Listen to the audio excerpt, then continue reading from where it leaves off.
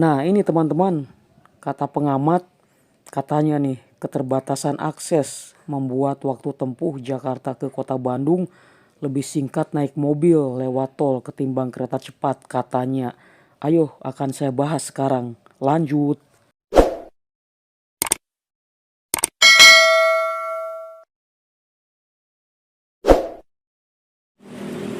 Assalamualaikum warahmatullahi wabarakatuh.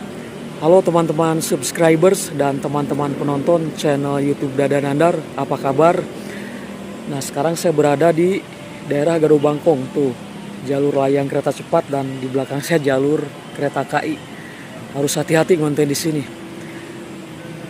Oke, seperti biasa bagi teman-teman yang baru menemukan channel YouTube Dada Nandar, jangan lupa subscribe ya dan pantau terus untuk video-video seputar proyek kereta cepat Jakarta Bandung. Ini menjelang maghrib lumayan agak dingin nih cuacanya. Oh, ada suara klakson kereta nih. Harus hati-hati nih. Di video kali ini, oke, saya akan mulai, tapi agak panik juga nih. Ada kereta mau lewat. Oke, saya biarin kereta lewat dulu deh. Nunggu sebentar. Nah, sekarang kereta sudah lewat, sudah jauh ke sana, Argo Parahyangan.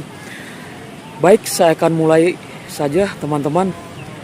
Di video kali ini saya akan membahas ada sebuah komentar analis di media besar yang bunyinya kira-kira seperti ini, bahwa stasiun kereta cepat Jakarta Bandung dengan keterbatasan akses masuk ke stasiun atau keterbatasan jalur jalan penghubung untuk masuk ke stasiun, katanya daripada naik kereta cepat sepertinya lebih cepat naik mobil lewat jalan tol ke tujuan di kota Bandung, kira-kira seperti itu.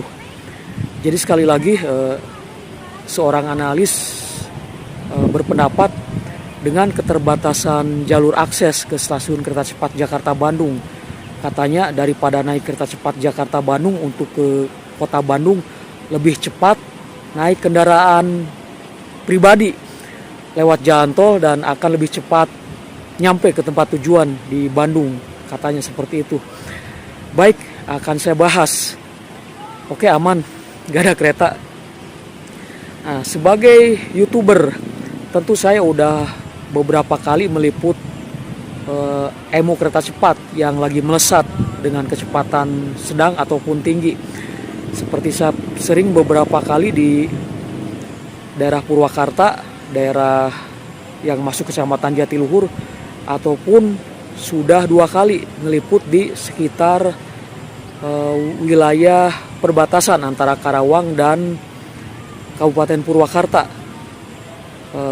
di kecamatan Ciampel, dan di Karawangnya kecamatan Ciampel dan Purwakartanya kecamatan Cikau. Ada sungai di sana, Sungai Citarum. Nah, itu perbatasannya. Saya meliput di sana di DK 64. Ya, betul, DK 64. Nah, itu artinya di DK 64 itu berarti untuk nyampe ke stasiun Tegaluar itu kurang lebih 78 km lagi. Karena kan jalur kereta cepat itu panjangnya 142 km, lebih sekian lah. Saya ngeliput di DK 64, berarti ke Tegaluar itu kurang lebih 78 km lagi. Nah, dalam meliput biasa mencegat emo lewat kemudian direkam gitu.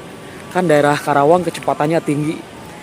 Nah, tentu YouTuber itu kan saling terkoneksi dengan YouTuber lain, baik dari Bandung sampai Bekasi terkoneksi. Misalnya yang teman-teman YouTuber dari Bandung ngasih tahu kereta sudah lepas dari stasiun Tegaluar ke arah barat.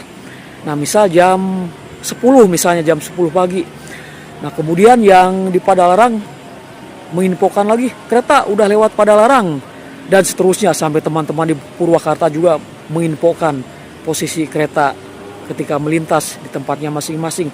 Nah, ketika saya berada di DK 64 di perbatasan Karawang dan Purwakarta, dan ketika kereta melintas ke tempat saya berada di DK 64 itu kurang lebih hampir ya sekitar 15 menit lebih lah dengan kecepatan tinggi. Bayangkan 78 km hanya ditempuh dalam 15 menit lebih dikit.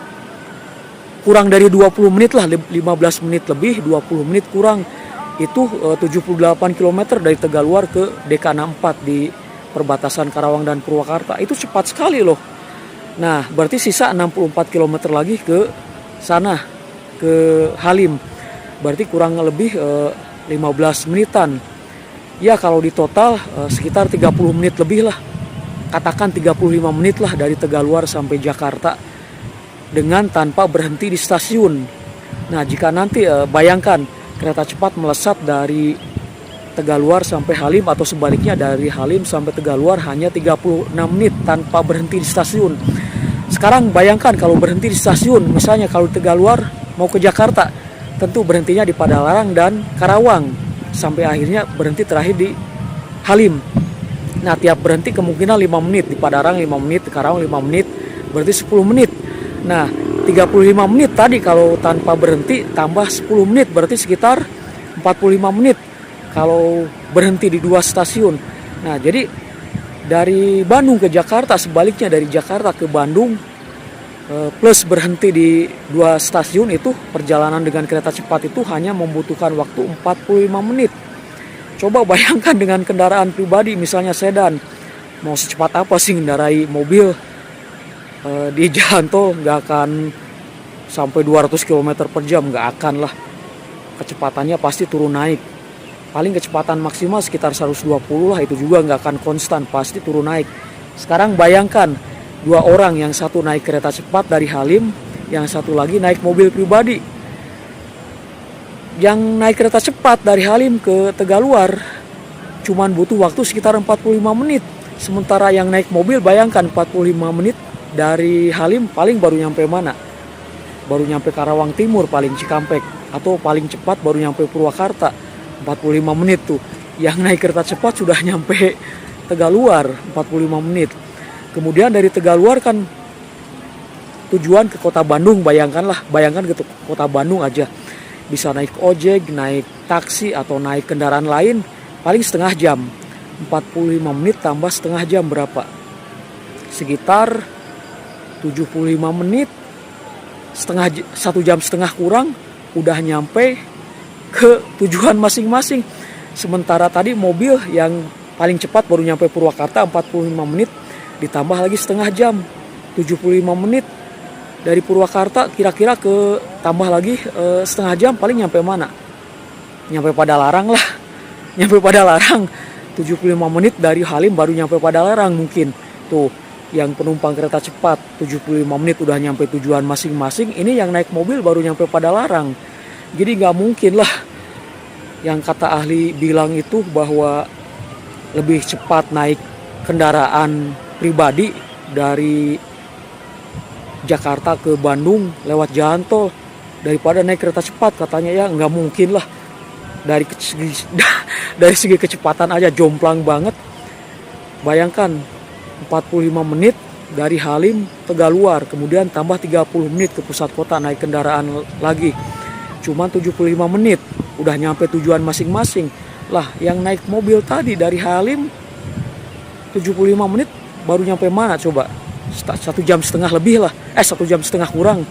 Paling dari Halim 1 jam setengah itu baru nyampe Padalarang, paling Bandung Barat. Kalaupun cepat itu jomplang banget. Penumpang kereta cepat udah nyampe tujuan masing-masing, ini baru nyampe Padalarang.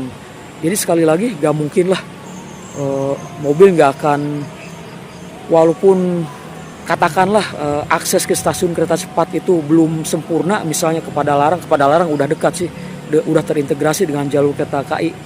Ke Karawang udah ada jalurnya masing-masing, udah ada jalan bagus lah ke pusat kota Karawang. Jadi analis